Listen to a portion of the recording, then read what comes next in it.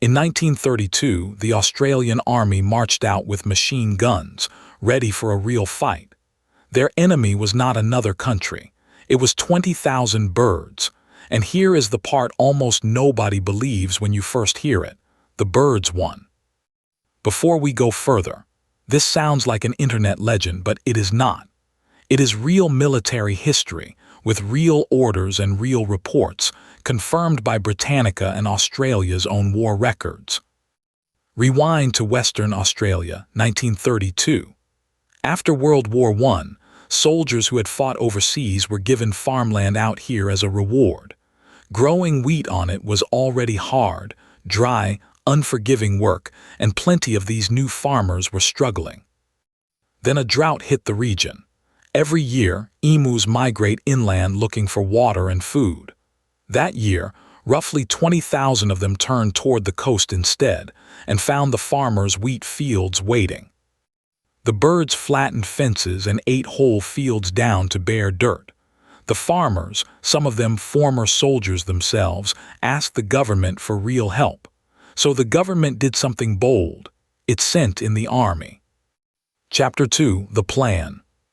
Major Meredith led the mission of the 7th Heavy Battery. His weapons, 2 Lewis machine guns, mounted and ready, and 10,000 rounds of ammunition. On paper, this looked easy. Big, slow-looking birds, open, flat country with nowhere to hide, a gun that can fire hundreds of rounds a minute.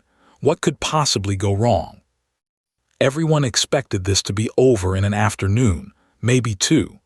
Newspapers back home were already sketching out the victory headline before a single shot had been fired. Chapter 3. Here is the weird part. November 4th. The soldiers finally spotted what they wanted, about 1,000 emus bunched together in one open paddock, a perfect target. They set up, took aim, and opened fire. And right then the gun jammed. Just like that, the perfect shot was gone. That jam turned out to be a preview of the whole war. Emus do not bunch up and stay put like sheep.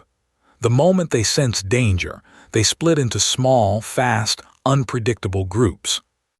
And emus are genuinely fast, close to 50 kilometers an hour, built with long legs made for exactly this kind of open, zigzagging country.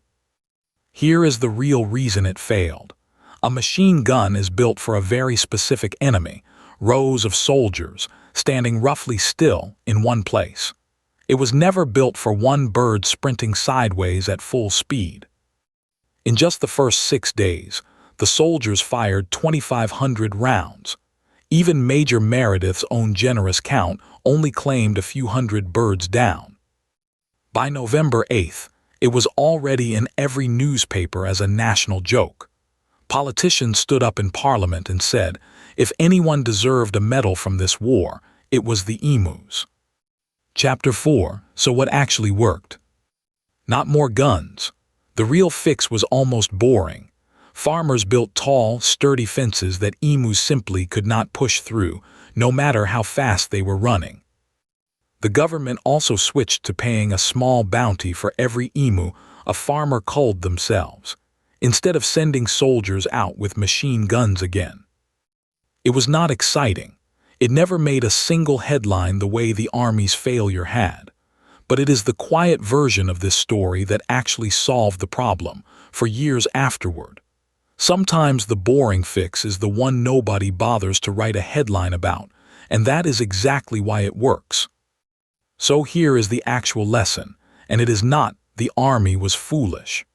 They picked a tool built for one kind of problem, a line of stationary soldiers, and pointed it at a completely different one, a fast scattering animal built to survive exactly this kind of chase. It is a mistake people keep making in all kinds of situations, whenever the biggest tool in the room feels like the obvious answer. The biggest weapon does not automatically win. The right-sized tool for the actual problem does, and a plain fence turned out to be exactly that tool here. And here is the detail that makes this whole story stranger. The emu is still on Australia's own coat of arms today, standing right next to the kangaroo. The country that lost a war to them put one on its national crest. The Great Emu War. The army had the bigger weapon. The birds had the better plan, and it turns out the boring fence was the real hero of the story all along.